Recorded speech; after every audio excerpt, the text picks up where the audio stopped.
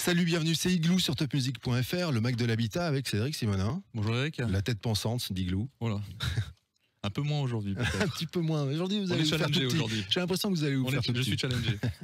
Comment passer d'un urbanisme technocratique à un urbanisme pensé pour l'homme? Il répondra à cette question et à beaucoup d'autres, j'en suis certain. Il digressera, c'est certain. Le philosophe, essayiste et souvent polémiste Michel Onfray est avec nous. Bonjour. Bonjour. Soyez le bienvenu. Merci. À Strasbourg, une ville que vous connaissez bien. Pour commencer, avant les questions de Cédric, quel est votre rapport à l'habitat? Quel a été votre rapport à l'habitat dans votre vie? Là, il faut faire une vraie généalogie d'enfance. Là, pour le coup, on revient d'ailleurs toujours à ça. Mais mon père était ouvrier agricole, ma mère femme de ménage. Je l'ai beaucoup dit. On habitait une maison héritée par mon père, mais qui était une petite maison de 17 mètres carrés, rez-de-chaussée, 17 mètres carrés étage. Et nous vivions dans cette cuisine qui servait à tout. Et nous dormions à 4 dans la même chambre, 17 mètres carrés aussi. Donc il n'y avait pas de chauffage, du moins dans la chambre. Dans la cuisine, il y avait un fourneau et un chauffage au bois. Et il y avait des toilettes dans une cave juste à côté. Il fallait donc sortir de la maison pour aller aux toilettes. Et il n'y avait pas de salle de bain. Donc nous avons vécu dans 17 mètres carrés à 4. Et mon père étant ouvrier agricole, c'est pas forcément facile de s'occuper du purin, de faire les moissons et puis de pouvoir se laver dans une bassine. Alors je me permets de vous arrêter parce que ça fera partie des questions de Cédric. Justement, les origines, là où on vient, je pense que vous avez des petites questions. On va y venir. Même des grandes questions. Je vous laisse avec Michel. C'est à moi. Ouais. Donc sans vouloir vous serrer les pompes, je trouve que vous êtes un des grands penseurs de notre époque. Sur les deux grands courants de la philosophie, idéaliste et matérialiste, vous êtes plutôt matérialiste, si je ne dis pas de bêtises, ce qui est plutôt rare. On est très heureux de vous recevoir ici dans Igloo pour faire de la philosophie, répondre à des questions un peu plus philosophiques que ce que l'on fait habituellement. Alors j'ai déjà une première question sur l'habitat. Selon vous, quel rôle l'évolution de l'habitat joue-t-elle sur l'organisation de la société et plus particulièrement sur les structures familiales? Je pense qu'on bâtit comme on est et qu'une civilisation fabrique des maisons qui lui ressemblent. L'architecte pense un objet, l'urbaniste pense l'agencement de ces objets, et qui peut aujourd'hui être architecte, qui peut aujourd'hui être urbaniste? Il y a une époque où quand on avait un roi, un prince ou un prince d'église, on pouvait effectivement bâtir en disant je veux ceci, je veux cela, sans contrainte d'argent. On pouvait dire, on peut remonter aux pyramides. Vous dites voilà, je suis pharaon, je veux mon mausolée, mon tombeau, vous me fabriquez ça et je mets tout le monde à disposition de ce projet. Donc aujourd'hui, il faut penser en termes d'argent. La maison la maison de vos rêves, elle coûte obligatoirement. Si vous dites, eh bien, moi je voudrais ceci, je voudrais cela, tel type de matériaux, dans tel endroit, eh bien on vous dit, voilà, le budget c'est ça. Vous pouvez pas, je ne peux pas. Donc continuez à rêver. En revanche, ce qu'on vous propose, c'est ça. Et on vous fabrique des clapiers, quoi. C'est-à-dire qu'il y a une époque où on disait, mais il y a des bidonvilles autour de Paris, c'est pas bien, on va raser les bidonvilles et puis on va installer des barres d'immeubles. Et là, on dit, ah, formidable, la barre d'immeuble. Qu'est-ce que c'est? Sympathique, propre, net, c'est éclairé.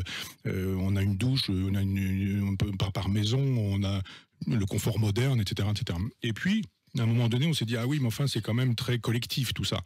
Il faut partager sa vie avec son voisin. Quand le voisin se lève tôt et tire la chasse d'eau, on l'entend. S'il rentre tard et qu'il prend sa douche, on l'entend aussi. Et si éventuellement le couple à côté fait un peu des câlins et que ça crie un petit peu, on l'entend aussi. C'est-à-dire qu'il n'y a pas d'intimité, on entend les bruits d'autrui, quoi. Et on se dit, mais il y a une alternative à ça, qui est le petit pavillon, et qui était le petit pavillon bourgeois. Et là, pour le coup, on va chez Tati, enfin la caricature de mon oncle, cette petite maison bourgeoise avec le petit poisson qui crache de l'eau quand on ouvre la porte, l'électrification, enfin la domotique, quoi, une critique de la domotique. Et on se dit, on a oublié tous les habitats qui, pour le coup, étaient matérialistes. Parce que là, on est dans l'habitat politique et on est dans l'habitat idéologique. Oui. L'habitat matérialiste, ça sert à quoi une maison? À se protéger des intempéries, du froid, du vent, de la pluie, des animaux sauvages, etc. À l'origine, c'est ça. Donc on trouve une grotte, voilà, c'est fait, c'est fabriqué. On fait un feu devant, puis l'affaire est réglée. Ou alors, on se dit, avec du bois, on taille tout ça, et puis on fait une petite, un petit volume dans lequel on se protège. Donc a priori, c'est ça.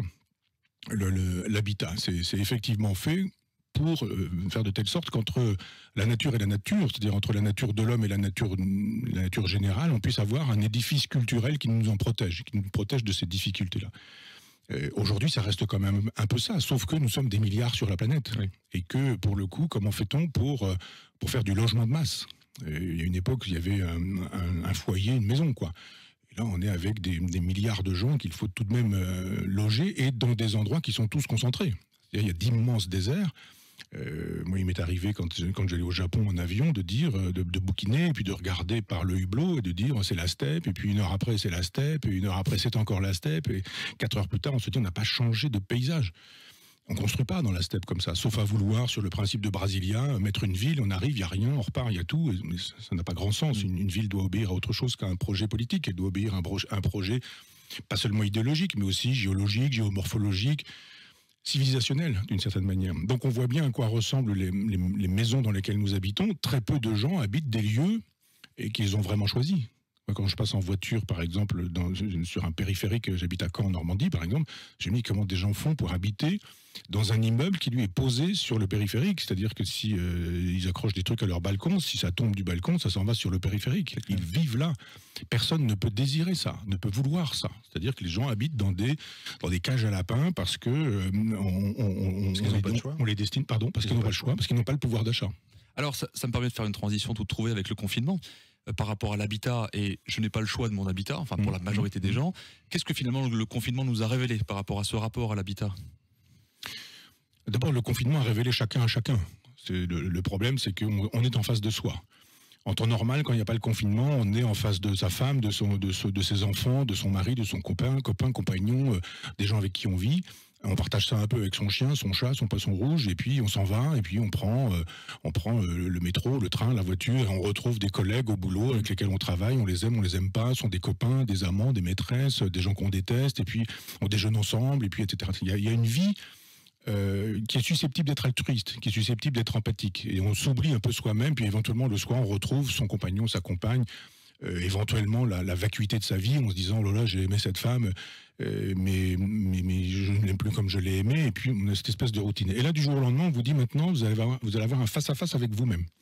Donc vous allez rester chez vous. Chez vous c'est pas un dortoir, ça va être le lieu de la totalité de votre vie. C'est pas le lieu dans lequel vous dormez ou dans lequel vous êtes le dimanche le week-end pour vous reposer, mais et que vous quittez quand vous partez en vacances parce que vous allez loin de cet endroit. C'est le lieu dans lequel vous allez vivre avec les gens que vous avez choisis. Les compagnons, les compagnes, les enfants, et vous allez vivre dans X mètres carrés. Moi, je me suis posé la question, je disais tout à l'heure, 17 mètres carrés à la maison, comment aurait-on vécu ce Covid à 17 mètres carrés, 4 personnes? Vous dites, mais on fait quoi? On fait comment? On devient fou.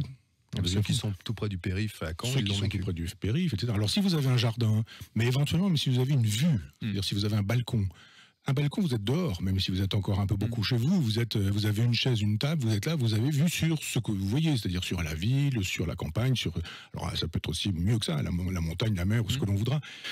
Mais donc il y a eu effectivement une véritable inégalité, et les gens ont vu cette inégalité. Ça les a rendus un peu fous, hein. D'ailleurs, il y a un moment donné où on va finir par faire le bilan psychiatrique du Covid, et chez certains qui étaient fragiles, les fêlures se sont écartées plus encore.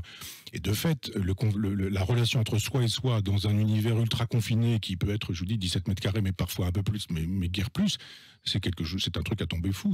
On est dans la logique cellulaire, la logique de la cellule de la prison. Oui. C'est pour ça aussi que la majorité des gens ont fait évoluer leur habitat suite au confinement et que le marché de l'immobilier a tout d'un coup pris une autre ampleur suite à cette... Et qu'on rêve de petites maisons à la campagne. Absolument. Alors effectivement, on a parlé en préambule, Eric a parlé des maisons de son enfant. Je voudrais reprendre une citation que vous avez eue en disant « Les villes sont des catastrophes pour les enfants ». Et j'aurais aimé avoir votre regard sur... Est-ce que vous pensez que d'avoir une enfance à la ville ou à la campagne change radicalement son rapport à l'écologie et au regard que l'on peut avoir sur le monde actuel? Oui, à tout. Je pense qu'il y a vraiment des rats des villes et des rats des champs. Et que moi, j'ai eu la chance, en campagne, d'être en contact avec des choses qu'on n'oublie pas. Avec le cosmos, avec la nature, avec les saisons, avec les rythmes. L'alternance du jour et de la nuit, ça existe en campagne. En ville, quand il fait nuit, il fait encore jour parce que vous avez la lumière artificielle et que vous regardez par la fenêtre la nuit, il y a de l'éclairage artificiel. Dans la campagne, vous ouvrez la fenêtre, dehors c'est le noir. Et les gens n'ont pas l'habitude du vrai noir profond. Ce vrai noir profond est un révélateur, pour le coup, au sens photographique du terme, du cosmos. Et dans le jardin de mon village, de mon village natal, là où j'ai cette maison, on a parfois l'impression qu'il suffit de tendre le bras pour décrocher des étoiles. Donc vous avez le sens de l'infiniment grand et vous avez aussi le sens de l'infiniment petit.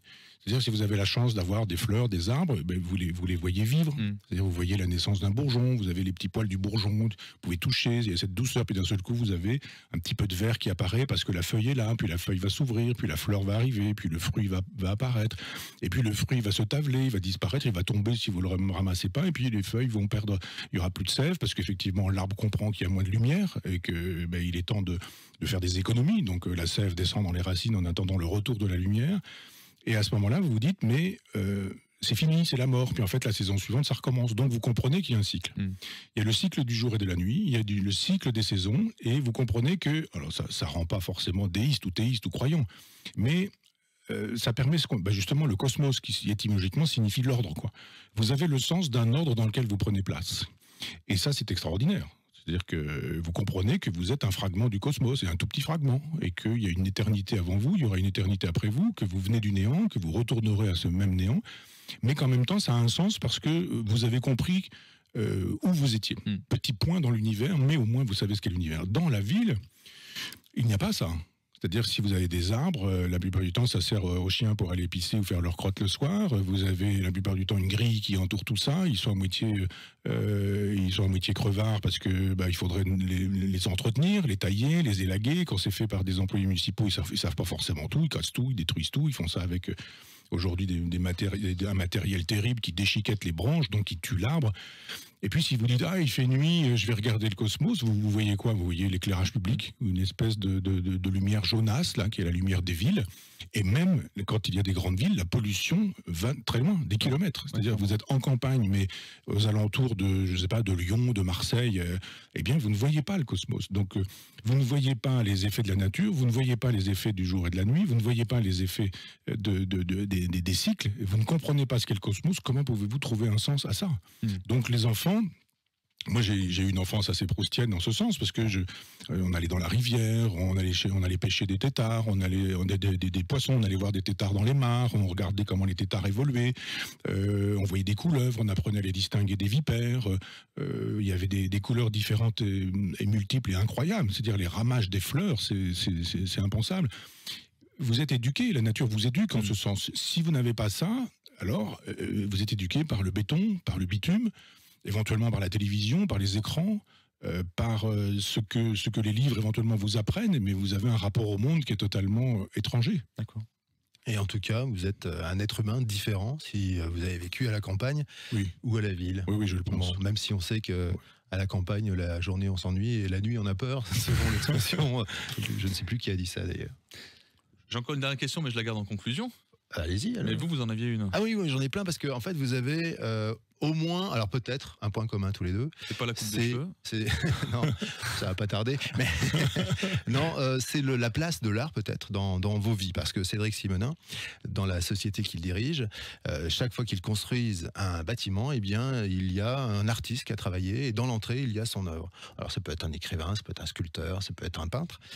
Vous avez écrit un livre qui est sorti récemment sur l'histoire de l'art, de l'art rupestre à Jeff Koons. Donc la question, ça serait d'abord, quel est votre rapport, enfin qu'est-ce que vous imaginez comme rapport entre l'art et l'habitat? Première question, allez-y. D'abord, un architecte pour moi c'est un producteur de sculptures habitables.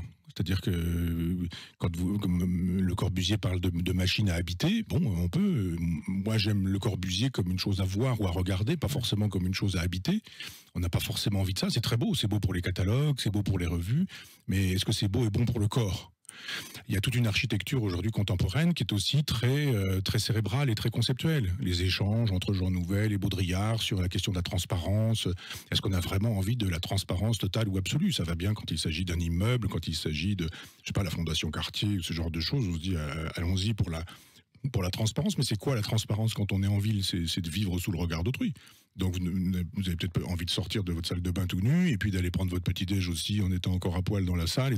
Et là, si vous dites, ah ben non, tout le monde me voit, on n'est pas dans un pays protestant. Si vous avez ça à Amsterdam, ça choque le catholique qu'on est de formation. Si vous passez à Amsterdam, il n'y a pas de rideau, les fenêtres sont là, et on voit les gens vivre. Et pas que dans les vitrines. Oui. Et un jour, je vois ça, moi j'étais à Amsterdam, et je dis, mais je vois un type à poil dans sa cuisine devant moi. J'ai dit, mais je me dis, ce type, dans le genre, il est exhibitionniste. Mais je me suis dit, mais c'est peut-être toi qui es voyeur aussi, parce qu'après tout, si tu ne le regardes pas, s'il ne te regarde pas, tout est possible, tout est pensable. On va arriver au ready-made, attention là. Oui. Non, mais là, on peut voir en même temps l'aspect intellectuel des architectes qui, la plupart du temps, pensent des maisons sans forcément imaginer que des gens les habitent. On a juste envie de dire, cessez d'être platonicien. Moi, j'aime assez les Gaudi, par exemple, ou quelques autres qui se sont dit, bon, la logique apollinienne, la verticalité, l'horizontalité, les volumes du nombre d'or et ce chose. Bon, d'accord, très bien, tout ça, ça existe. Mais il dit, mais il y a aussi la feuille, la fleur, il y a aussi l'arbre, la jungle, et on peut avoir des formes baroques pour le coup, hein, au sens étymologique, c'est-à-dire la perle qui n'est pas parfaitement ronde.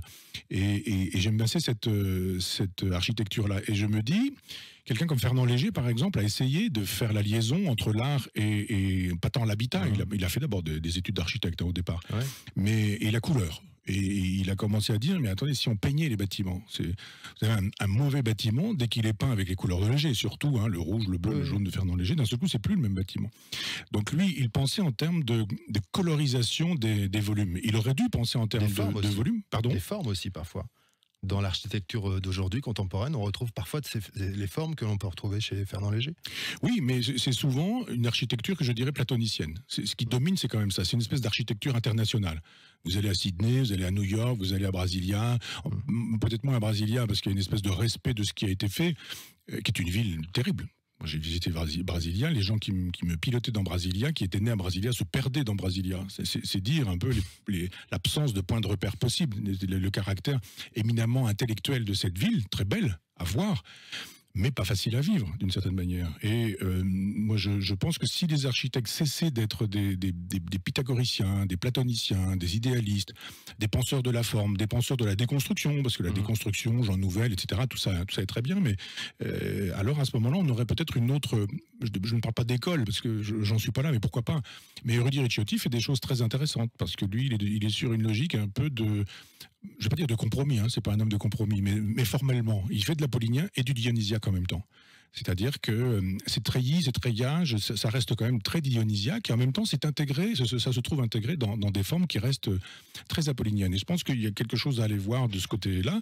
Mais il y a Richard Guéry aussi. Moi, je trouve que c'est Richard Guéry qui lui fait des choses extraordinaires parce qu'il y a de la feuille, il y a de la fleur, il y a de la flore. Vous parliez des pyramides tout à l'heure. L'architecte des pyramides, c'est Imhotep. Ça signifie celui qui vient vers toi. Est-ce que quand on est dans le monde de l'habitat, on va vers les autres, on est obligé d'aller vers les autres? Un architecte aujourd'hui, est-il obligé d'aller vers les autres? Ça dépend ce qu'il fait. Vous savez, quand Malaparte dit « je veux une maison qui me ressemble », et vous connaissez cette fameuse maison là, que Godard utilise et superbement dans Le Mépris, ça veut dire quoi une maison qui me ressemble? La plupart du temps, vous rencontrez un architecte et vous lui dites « allez, fais-moi une maison qui me ressemble ». C'est intéressant comme exercice. Moi, j'aurais voulu être architecte quand j'étais en terminale, mais j'étais nul en maths.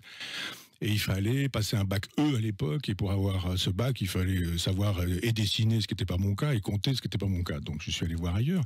Mais je pense que d'ailleurs, j'ai perdu mon idée. On était parti sur quoi là? On parlait du lien entre l'art et l'habitat. Oui, mais la dernière... Et je ne sais plus. Est-ce que l'architecte doit aller? C'est l'architecte d'aller au devant? Oui, c'est ça. Oui, c'est ça. Voilà. Personne ne suit, en fait. Voilà. Il est difficile à suivre, quand même. Et l'architecte, si vous lui dites, bon, moi, je vous passe commande, j'ai l'argent, je vous passe commande d'une maison qui me ressemble, vous obtiendrez quelque chose qui devrait être, normalement extravagant au sens étymologique du terme. Mais si vous êtes smicard et que vous dites, faites-moi une maison qui me ressemble, l'architecte, il va vous dire, vous me donnez combien? Vous dites, non, j'ai pas un très gros budget. Il va vous dire, il n'y a pas de problème, j'ai des maisons en quantité, là, vous allez avoir celle-ci. Vous aurez la même chose que tout le monde. Voilà. Et des trucs sidérants, moi je vois ça parfois, j'ai l'âge qui me permet d'avoir connu des des champs qui sont devenus aujourd'hui des villes et des périphéries. Et je regardais encore l'autre jour à l'entrée d'une ville et je me disais, mais comment un architecte peut-il dessiner des choses pareilles, des choses, à mon avis, ce type n'habite pas les maisons qu'il dessine. Souvent, ils ont moins le choix, les architectes aujourd'hui dans les villes. C'est un peu. Enfin, c'est oui, mais là, c'est un peu les architectes et le geste architectural. Je finis juste là-dessus parce que je reviens à votre livre et à Jeff Koons. Vous dites que pour bien comprendre Jeff Koons, il faut connaître son engagement LGBT. La question par rapport à l'habitat. Pas tout Jeff Koons, mais le bouquet de tulipes. En tout cas, oui, les tulipes. Est-ce que pour bien comprendre l'habitat, il faut connaître l'habitat, en fait, tout simplement? Est-ce qu'on peut parler d'habitat si on ne connaît rien à l'habitat? Le problème avec aujourd'hui, c'est qu'on n'enseigne plus rien nulle part. Et qu'à l'école, jadis, on apprenait à lire, à écrire, à compter, à penser. On apprenait l'histoire de l'art, on apprenait ce qui distinguait les classiques des romantiques, du baroque, etc. Je ne vais pas dire qu'on enseignait beaucoup l'architecture, et on enseignait l'architecture dans les écoles d'architectes, mais on n'a jamais appris à regarder un bâtiment en disant regarde ce qui se passe là, quelle différence fais-tu entre un bâtiment classique, un bâtiment baroque et puis un bâtiment du XXe siècle. Peut-être des instituteurs ou des professeurs le font-ils, mais j'ai une espèce de défaut d'éducation aujourd'hui qui fait que tout le monde a un avis sur tout, en n'ayant jamais travaillé. C'est-à-dire que vous dites, vous avez des gens qui sont des spécialistes de la vie sur tout, là, sur BFM, CNews, etc. Ils ont 10 questions par jour, le lendemain 10 questions nouvelles, le surlendemain 10 questions... Alors, c'est sur tous les sujets, mais ils ont tous un avis. Alors, je ne vais pas donner de nom, mais il y a des gens, on se dit, ils n'ont pas travaillé sur toutes ces questions-là. Donnez pas de nom. Et arrive le moment où on dit, alors, Christo, vous en pensez quoi de l'emballage de Christo? Et ils sont en train de vous faire des trucs... La plupart du temps, c'est de la merde, c'est n'importe quoi. Si c'est ça l'art contemporain, c'est subventionné, etc. On se dit, mais... Qu'avez-vous lu sur l'art contemporain? Combien de temps avez-vous consacré à l'art contemporain? Savez-vous qui est Christo, ce que sont ses projets? Est-ce que vous êtes capable de me donner le nom de 5 acteurs de l'art contemporain vivants, là, tout de suite? C'est quoi Duchamp? À quoi ça ressemble? Enfin, qu'on puisse s'entendre, quoi. Mais pas du tout. Les gens n'ont pas cette culture, mais ils ne s'interdisent pas le jugement. Alors, avec les raisons de l'art, j'ai voulu faire ça. J'ai voulu dire, mais... J'étais prof 20 ans dans un lycée technique. Alors, vous savez, les élèves de lycée technique, moi, les jeunes filles que j'avais en cours, elles étaient secrétaires, enfin, du moins, pour certaines sections, secrétaires, comptables ou vendeurs de voitures. Ça, c'était plutôt les garçons. Et la philo, c'était pas pour eux, vraiment. Et quand on arrivait... l'art non plus, vraiment. Non. Et il y avait en philo un cours qui s'appelait l'art. Et je disais, et je l'ai beaucoup dit ces temps-ci, mais je disais à mes élèves, mais si un Chinois rentre dans la salle et se met à vous parler chinois, n'allez pas dire ça ne veut rien dire. Vous allez dire je ne comprends pas. Ouais. C'est pas la même chose. Si vous apprenez le chinois, vous allez comprendre le chinois, puis vous risquez même un jour de le parler si vous l'apprenez bien. Eh bien, dites de l'art contemporain, non pas que ça ne veut rien dire, mais que vous ne le comprenez pas, apprenez-le et vous pourrez le juger. Et vous apprendrez l'art contemporain quand vous aurez aussi appris le reste de l'art. Parce que quand vous faites voir un portrait de Louis XIV par Hyacinthe Rigaud, mes élèves croyaient le comprendre et je leur disais, vous ne le comprenez pas parce qu'il y a 50 symboles. Vous allez voir, si je vous donne les symboles et que je vous explique, vous allez mieux comprendre, mieux aimer la peinture. Dans un monde où il n'y a plus d'initiation, il n'y a plus de compétences, et il n'y a plus de possibilité même de jugement, et dans un monde où il y a une ubérisation du jugement, je m'autorise de moi-même, si je veux, quand je veux, eh bien, on a affaire effectivement à des œuvres, à la production d'œuvres qui sont un peu... Je suis en train de faire comme tous les médias, je suis obligé de vous couper. Oui, le temps tourne et Cédric a encore des questions. Oui, bien sûr, mais encore une ou deux. Je renvoie juste à votre livre, Les raisons de l'art. De l'art, exactement, voilà, qui est sorti il y a quelques jours. Alors, vous avez parlé d'un logement qui me ressemble. Dernière question, pour vous, selon vous, quel serait votre logement idéal? Alors, j'ai le pouvoir d'achat qui me permet maintenant d'avoir des maisons. Et je suis toujours dans une logique de petit garçon, de fils de pauvre qui s'interdit presque ça. Et je me dis, bon, bah oui, voilà, j'ai une maison dans mon village natal, j'ai un appartement à Caen où je vis. Et puis, récemment, je suis en train d'acheter une maison dans le sud parce que j'ai envie de lumière et de soleil. Bon, voilà. J'ai eu une maison en Martinique que je vends pour pouvoir acheter celle-ci. Bon. Mais j'ai eu l'autre jour un dégât des eaux dans mon appartement à Caen. Et le dégât des eaux a entraîné la disparition d'une de mes bibliothèques, bouquins trempés complètement, etc. Bon. Et à un moment donné, il faut faire venir l'expert qui regarde tout ça, qui voit bien que c'est pas moi qui ai arrosé ma bibliothèque et qui dit bon d'accord, l'assurance est d'accord, on refait votre pièce, etc. Et je dis je suis parti 8 jours, vous pouvez refaire ma pièce, je suis pas là. Donc ils ont vidé toute ma chambre pour le coup. Et quand je suis arrivé, je me suis dit bon, ils auront enlevé, refait, etc. Bon. Et quand je suis arrivé, il y a mon voisin, que j'aime beaucoup, qui me dit « Oh là là, tu vas pas dormir dans ton lit ce soir, ils sont toujours en train de bosser, etc. » J'arrive dans mon appartement et de fait, c'était encore en travaux pour la chambre, il n'y avait pas grand-chose de fait. Et là, je dis « Ah non, non, mais moi je dors chez moi ce soir, excusez-moi, mais je vais pas. » Donc j'ai pris donc il y avait les 4 murs, repeints en blanc, mais pas totalement fini. Et j'ai amené une espèce de plastique pour éviter de salir mon matelas. J'ai posé le matelas, le matelas, pardon, sur le truc en plastique. Et je me suis dit, bon, il faut quand même que j'ai un éclairage, je voudrais pouvoir lire un peu avant de m'endormir. Donc j'ai posé, je me suis dit une toute petite table, une chaise, un éclairage pour pouvoir éclairer ma table, puis m'éclairer quand j'étais dans le lit. Il n'y avait que ça dans la pièce. Et je me suis dit, mais c'est ça mon idéal. J'ai pas envie d'autre chose, je veux ça. Et pourquoi est-ce que je cours après des maisons, des pièces, des œuvres d'art? Pourquoi est-ce que j'achète un peu d'art africain ou des choses comme ça, alors que le bonheur est ici? 4 pièces, Beaucoup de plastique et paf. Un truc en plastique, justement pour éviter de salir le truc. J'aurais même pu, comme Diogène, enlever le plastique en disant même ça n'est pas nécessaire. Le matelas, une table, une chaise, un éclairage. Et je me suis dit, je suis ici le plus heureux des hommes. Comme dirait votre ami. Pardon? Le retour du temps de la lampe à huile. Oui, c'était presque ça, parce qu'après on aurait même pu dire même pas besoin de ceci ou de cela. Enfin, bah, l'éclairage, après tout, tu vas lire quand il y aura de la lumière, puis quand il n'y aura plus de lumière, tu vas te coucher. Enfin, l'idéal, c'est vraiment l'épure. Okay. L'apostrophe épure.